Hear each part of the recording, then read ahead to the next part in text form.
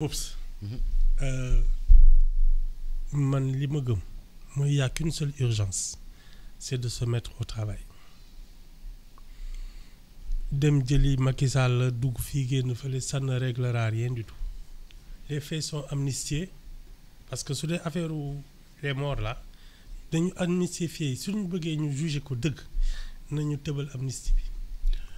Ibou waxu léegi nag loolu pour man c'est pas un combat politique. C'est juste le fonctionnement d'une république. Il y a eu 86 homicides. Il faut qu'on mène l'enquête, qu'on les élucide et qu'on juge les coupables. Loolu moom du affaire politique. C'est une république normale, un État qui fait respecter la loi. Ça. En ce qui concerne, pour moi, le combat politique, c'est relancer la machine économique. Qui est grippée.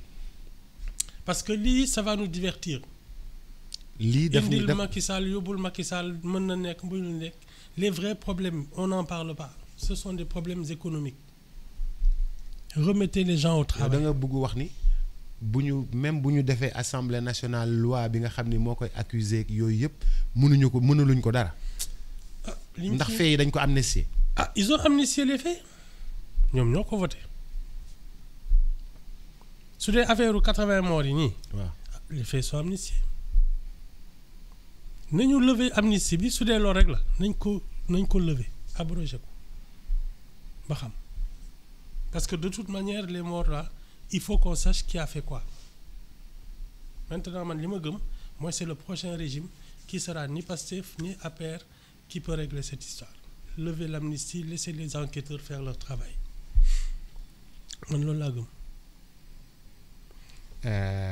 Bu ñu yóbboo kayit gi xam nga accuser un ancien président comme disait l'autre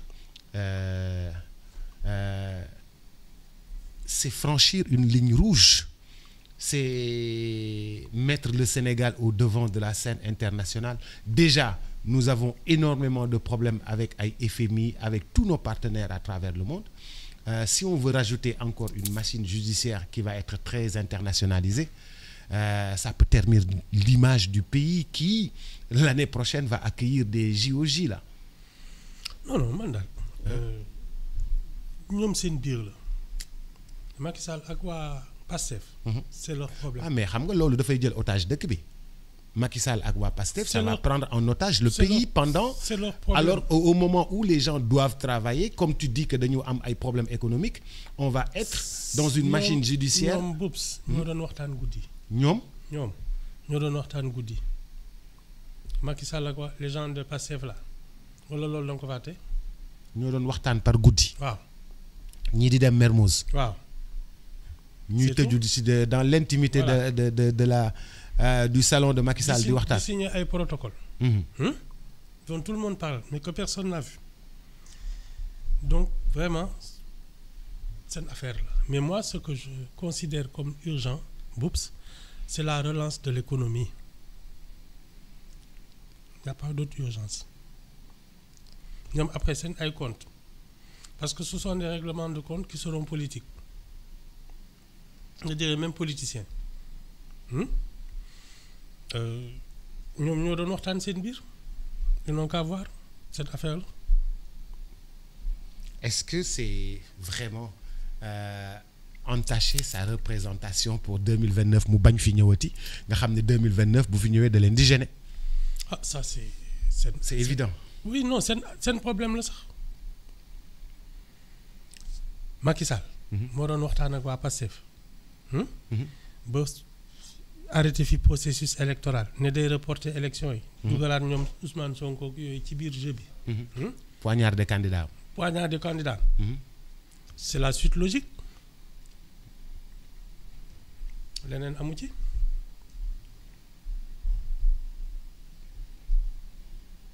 C'est lui qui les a mis au pouvoir. buñ ko poursuivre. C'est leur affaire. Ibou te ngaa bañ a waxee noonu. C'est leur affaire. Mais man vraiment loolu bu ma deret bi laal fee laay taxaw mais ce que je dis c'est que nous on a un problème de relance de l'économie. problème bi du suñu ay kii def na lii amnistie nañu ba pare. Voilà. du loolu mooy wax bi. Waaw. wax bi c'est économique. Voilà c'est Voilà. comment prendre en charge les urgences. c'est ça économique comment faire relancer. la machine Sénégal loolu daal laa gëm leur problème là entre Macky Sall et Pastef franchement xaw ma ci dara te je ne m'en mêle même pas. Ouais, mais Ibou ça va nous perturber. mais Boubs s'il y a eu des crimes ak yooyu mais ça c'est à la justice de régler ça. mais yow Ibou xam nga ni crime yi yow sa bopp wax nga ne amnistie nañ ko ba pare. justice mënu ci dara mais lu ñuy jéem a jëlee farine du ñu ko def si suñu kanam ñun ñëpp du ñu jéem a nax. tant que levé wuñu amnistie bi xam nga ni kenn mënul ci kenn lenn. ñu ngoog daal. ah. non mais je te dis c'est un règlement de compte politique ñoom seen biir xaw ma lan la ñu waxtaanoon en tout cas c'est la suite logique de ce qu'ils ont fait c'est leur problème.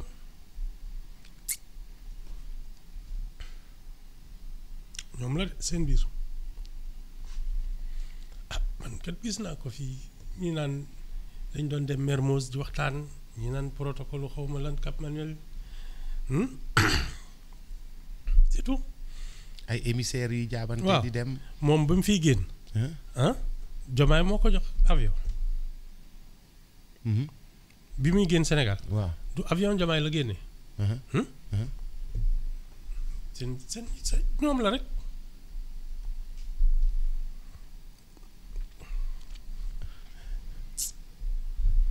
su doon dafa génn par frontière bi daf fi ma jàmbal yooyu sax ma. alors ma jàmbal moomul lool de. kii parce que ma jàmbal ba léegi kenn xamul fu mu jaar Carlos Ghosn. non ma jàmbal ba léegi kenn xamul fu mu jaar. Non, non. ma jàmbal moomul loolu. mais xam nga. Somi Sène moomam loolu. ngañ kenn du moom. ngañ moom gàlla laal. non mais su doon bi mu fiy génn. il s'est xam nga. faufilé yooyu ci plongé ci fleuve beeg yooyu ba ñëpp ne kenn xamul fu mu jaar ça je serais d'accord ñoom ñoo ko jox avion mu génn.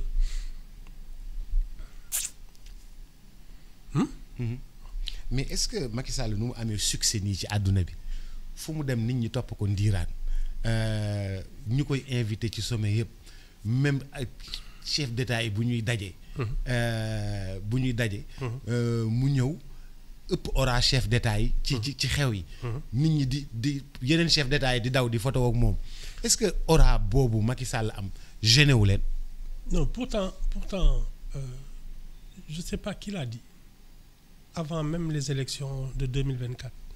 am na ku ne que Macky Sall et ça c'est avant que muy reporter les élections yooyu bi muy doog ne je renonce à me présenter aux élections. boobu son aura. et il aurait pu servir le Sénégal c'est-à-dire xam nga affaire bi lan moo ci soof Macky Sall que tu l'aimes pas c'est un Sénégalais. Qu'il soit bien reçu dans le monde entier. Le Sénégal doit s'en servir. Ça ne doit pas être un handicap pour nos gouvernants. Que Macky Sall soit reçu. Ah oui. Avec les honneurs partout à travers le monde. Mais ça doit rejaillir sur la République du Sénégal. C'est pas un handicap. Pour moi, les gouvernants là, je pense qu'ils devraient s'en servir. C'était ça pour moi l'attitude. Mais... Surtout qu'il y a eu une alternance, disons-le comme ça, normale. Ils sont allés aux élections, ils ont pris le pouvoir. Dès lors, il y a eu passation de qui? Nous avons fait le coup, nous avons avion, nous installé Maroc. Mais si après, il a une aura, mais non, ils auraient dû s'en servir et pas faire l'inverse. Pour nous ubbi leen ay buntu ay FMI gi nii hein c'était plus facile. C'était plus facile avec Macky Sall. Ah mais bien sûr avec Macron ay yooyu ci su ci Macky Sall jàppee Ablaye Wade jàpp ci Karim Wade jàpp ci mais boobu ça va aller plus vite parce que c'est après tout c'est le Sénégal. yow nag tu as un atout et tu en fais un handicap loolu kenn mënu ci dara. yow da nga bëgg wax ni Macky Sall atu la waroon nekk pour Pastef pour l'actuel gouvernant. Pour la République du Sénégal. mais Ibou atu boobu ñu ngi koy jël pour accuser ko nga xam ni fépp fu mu dem ci àdduna bi bu ñu ko defee par exemple mandat d'arrêt donc fépp fu mu dem ci àdduna bi donc war nañ ko mën a jàpp. C'est bien. C'est une birre là. Mais moi, je trouve que c'est pas intelligent.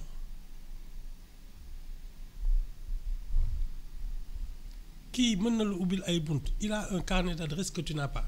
Il a fait 12 ans de pouvoir. Mais tu t'en sers. Parce que le ressentiment personnel, c'est pas ça qui gouverne. Il faut être pratique. Qui peut m'ouvrir des portes? Qui ci la bokk? Mais tu t'en sers. Ressentiment personnel lan ngay wax ressentiment ay xol yu tàng. waaw mer dañ ko mere. mer ak xol yu tàng dañ ko mere. loolu warul primer ci li nga xam ne noonu la ñuy. mais gouverner. on ne gouverne pas avec le ressentiment, on gouverne avec le sens pratique et surtout une haute idée de la République. xam nga suñu duggee ci bras de fer juridique bi. Et s'ils le perdent parce qu'ils sont pas, on n'est pas sûr du résultat xam nga juge yi. da ngay indi sa dossier ne kii juge yi examiner ko ne la débouté la. Ça sera un autre camouflet. xam nga temps yi ñu ngi doon entendre ay nit denc leen pendant des mois après génne leen ni sans rien. 6 000 milliards on est passé de Aliou Sall de 6 000 milliards bien accusé à 240 millions. Ce n'est même pas l'affaire. Ce n'est même pas l'affaire les affaires du gouvernement pétrole. Mais c'est du privé. waaw. Mansour Faye. le maire de Saint-Louis. oui jël nañ ko génneaat nañ ko amul deful sax caution. waaw ça c'est des camouflets.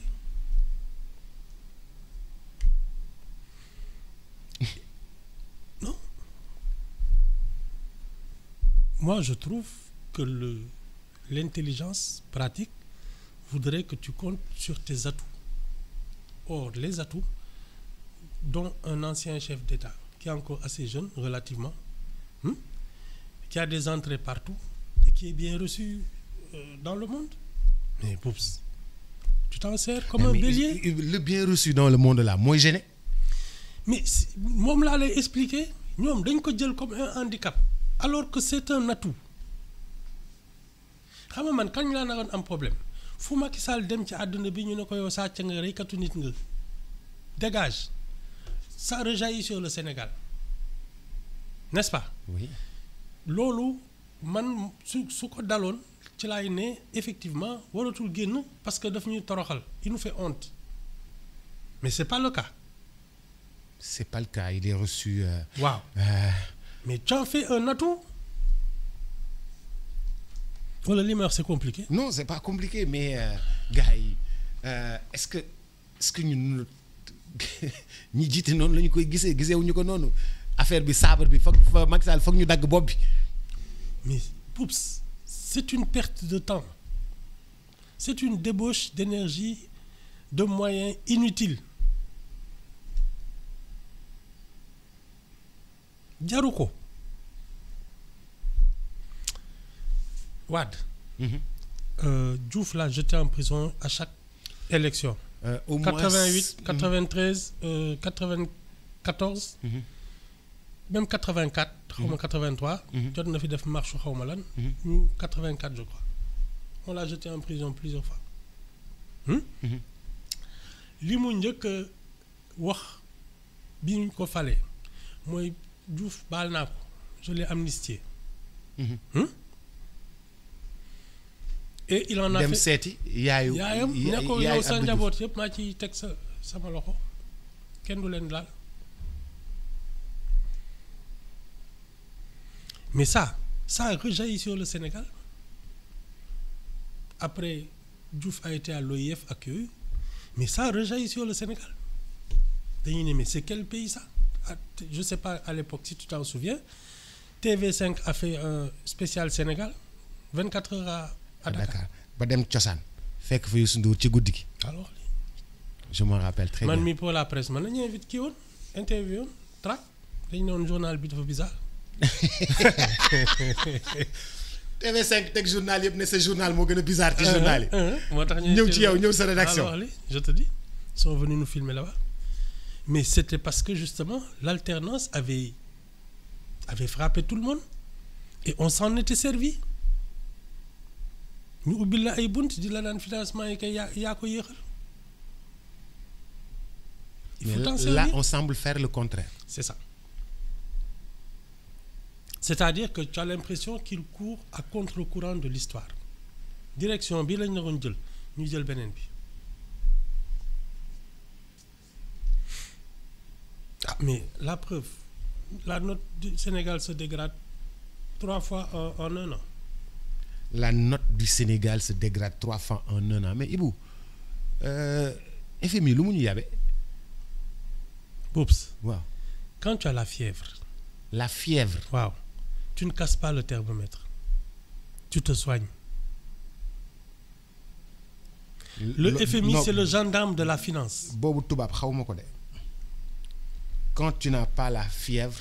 Non quand tu as la fièvre. waaw tu ne casses pas le xam nga thermomètre. thermomètre bi moo lay ne sa température dafa yéeg. waaw yaa ngi ci au lieu de. yaa ngi ci 40 wala 100 yaa ngi ci 40 waaw. nga xool thermomètre bi ne thermomètre bi baaxul toj est-ce que ça doo dem naan aspirine sa feebar wàcc doo faju moo gën ne thermomètre bi dafa déréglé. Le FMI c'est le gendarme de la finance mondiale. Ban problème la war a mën am ak Sénégal. lu dul di ñu gunge. ak di ñu jàppale lu dul di ñu gunge ak di ñu jàppale. C'est pas notre concurrent nous on a des trucs dedans on a des administrateurs xaw ma lu ñu doon. ci biir. lan la ñuy contrer. yabu ñu contre ñu. non. dafa bëgg ñu tegu ci yoon. mais c'est le gendarme de mais ak boobu circulation bi. policier fay taxaw. mais dañuy bëgg ku ne respecter code de la route. c'est pas ça. ah kay. ah jeex na mais si toi tu le prends mal en disant le problème c'est les autres chaque fois qu'on te dit yow sa bët xonq nga ne kii ñi may xoolee moo baaxul ah loolu kenn mënu ci dara mooy li ma la wax ci affaire Macky Sall rek tu as un atout tu dois t'en servir mais tu en fais un handicap. L'orthodoxie de la gouvernance loolu la FMI di exiger. C'est tout c'est pas autre chose. mais bu ñu waxul woon ni chiffres yi dafa truqué affaire yooyu noonu problème yi yëpp. non bu ñu ci nekk affaire bi mooy tu l'affirmes et tu le prouves. les chiffres truqués. waaw il faut aussi le prouver.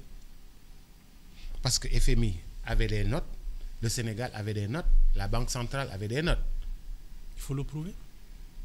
Tu veux dire qu'on n'arrive jusque-là pas à le prouver? Ah en tout cas ñu ngi déglu kii bi de rapport yi. ba xam ñu ngi déglu rapport yi il a fallu même un autre cabinet pour ñu seet ndax dañ koy kiiwaat. xoolaat auditaat ko. Tumbaza xaw ma. jeex na. non pour man d'abord c'était pas un débat.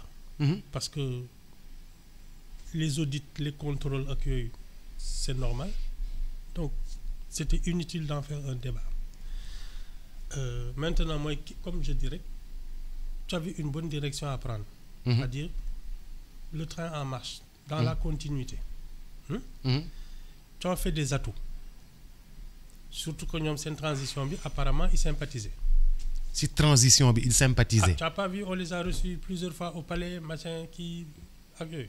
Avant la prestation de serment. Ils sont venus visiter ak yooyu. waaw xam nga loolu jàmm la. On te reçoit le jour de ta prestation de serment. delloo la caabi yi. nga abale avion bi mu dem. mais dans cette voie là boops mënoon nañ ne bon jàppale ñu ci ut ay financement il l'a fait pendant 12 ans. Ouais, mais dafa am carnet d'adresse. parce que dans le monde là. ça compte. Carnet d'adresse ça compte. Oula. waaw mais Ibou li ñu fi daj ci persécution li fi sénégalais yi daj li fi waa parti boobu daj li fi jeunes yooyu daj waxtaanu ñaari nit kese mënu koo seral. non Boubs. Il y a eu deux choses man je vais me répéter malheureusement man foog naa damay bàyyi di wax ak yow. nee naa la compétition politique. C'est dans les urnes. Oui. Ce sont les électeurs qui décident. S'attaquer aux institutions c'est pas pareil. génn leen xeex jaay leen seen bakken ak yooyu c'est pas de la politique. C'est des projets de c'est un projet de société. ma ne yow projet de société ngay xaar ci homme politique. ak convaincre les électeurs. Tranquille. Pas génn leen xeex. Voilà. loolu soo ko defee. S'il y a un président oppresseur il faut que ñu génn xeex. ban président oppresseur. Non, attends. Oups, dañu waxante dëgg man fii tu sais que j'ai jamais rien dit de bon sur Macky Sall. Le tirailleur. waaw. daawoon nga ko lire. man dama ko lire bay jooy dama koy lire ba pare yore mouchoir di jooy. musuma waxal Macky Sall lu baax. dama koy lire ba pare yore mouchoir di jooy. Non, il faut arrêter ça. C'est de la satire et le journalisme a des règles. Tant que tu restes dans ça dara du la ci fekk. Quand tu es en politique et que tu restes dans la conquête du pouvoir pacifique, organiser seeti ay électeurs machin ak yooyu. Mais Boubs il ne peut rien t'arriver. soo defee leneen mais il y a des forces de l'ordre et de maintien de l'ordre. Tu as une magistrature, les gens sont là pour que cette république là fonctionne. La police, l'armée, la gendarmerie, la magistrature. soo leen songee yaa tooñ sa bopp.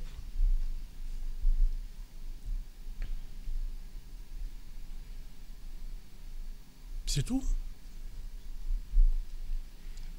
xam nga lii nii ak lii nii di xew nii mise en accusation président Macky Sall bii di ñëw nii. C'est pas une bonne idée. C'est pas une bonne idée. mais ñoo xam c'est pas une bonne idée moom. pour man Macky Sall moo ñu tooñ ñu ñëpp.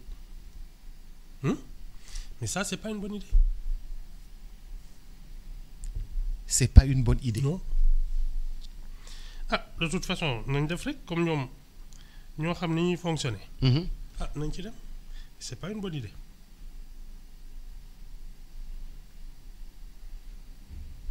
Moi je me serais concentré sur la relance de l'économie. Tout simplement. doxal économiquement dëkk bi dox. waaw se pencher sur les problèmes de l'éducation qui sont très sérieux. Se pencher sur les questions de la santé, de l'habitat social. Des inondations. Voilà. Ça, c'est des urgences. Comment faire pour que les Sénégalais se remettent au travail, leur permettre de trouver des financements, des partenaires dans le monde entier. Ça, c'est l'urgence. Voilà. Alléger tout. loolu de la gis ne daal. mooy suñu soxla. Maintenant. mais bu. Concentrer ton énergie, ton temps et tes moyens. À faire juger un ancien président. Avec les risques d'échec. Je pense pas que ce soit une bonne idée. Ok pour yow c'est pas une bonne idée damay dellu si waat ci leneen sama xarit bi mu ne règlement de compte 2004-2007 Idrissa Seck. Ablaye Wade. Oui. 2007-2012 Wade Idi. Macky Karim 2018-2024. 2018-2024 Macky Sonko. mu ne ndax duñu arrêter di regarder dans le rétroviseur. Non Boubs, moi je dis et je répète que ça fait très longtemps que le débat public a chuté. On ne débat plus des choses essentielles, c'est-à-dire l'avenir de nos enfants dans l'éducation, la formation, l'aménagement de ce pays. Sortir ce pays du sous-développement. C'est ça normalement un débat public. ñun yii ñuy def c'est du fait divers politique